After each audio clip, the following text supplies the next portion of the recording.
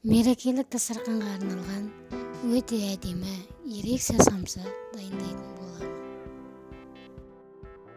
Ең алдымен ыдысымызға жылы сүтімізді, сұйық майымызды, тұзымызды және сары майымызды салып, мұқият жақсылап араластырамыз.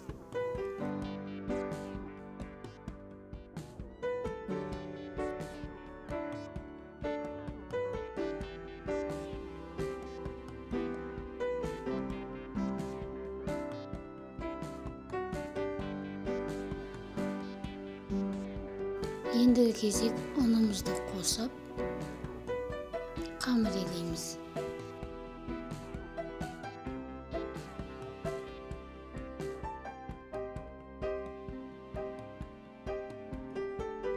Жақсылап иінін қандырып еленген соң 10 минутқа жауып қоямыз.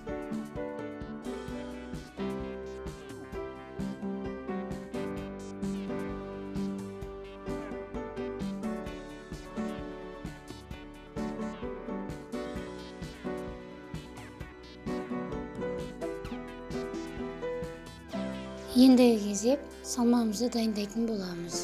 Тартылған етіміз, 1 картоп, 1 бас пияз, қара бұрышымызды және тұзымызды қосып, барлығын араластырамыз. 10 минут тұрған қамырымызды алып, еттің нанындай етіп, илеп сығамыз. Еленген займамызды екіге бөліп, бір бөлігіне ұн сүйіп, оқтаумен орап сығамыз.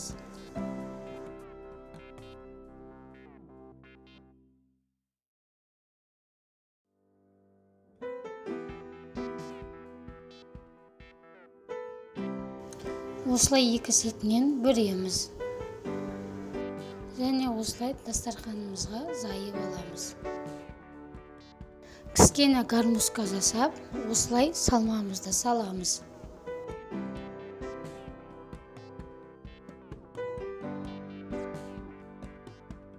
Салмамызды салғаннан кейін осылай бетін жабамыз.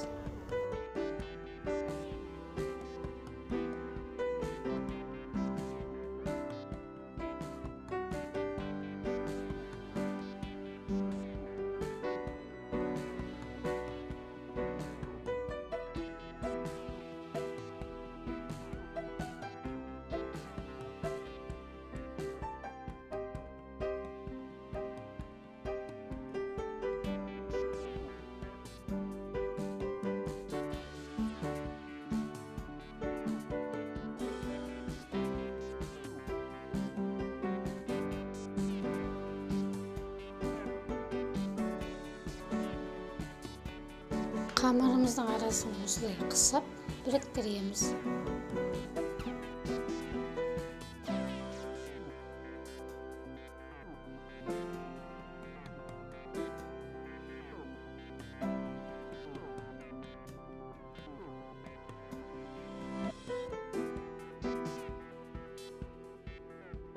Біріккен қамырымыздың арасын осылай пышақпен кесіп, бөліктерге бөлеміз.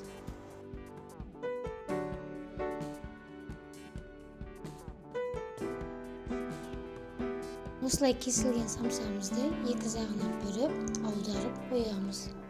Сонда түріктің баклавасы сияқты өте әдемі болады.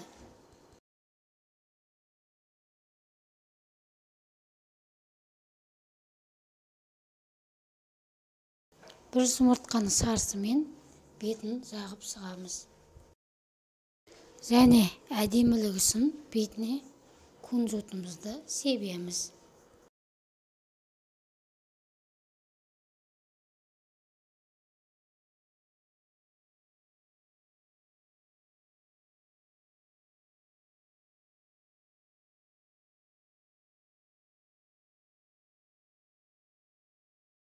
Болған самсамызды пешке 160 градуста 30 минут пісіріп аламыз. Өте әдемі ерекше самсамыз дайын. Міндетті түрде дайындап көруге кеңес берем. Және де менің каналыма тіркеліңіздер, менімен бірге болыңыздар.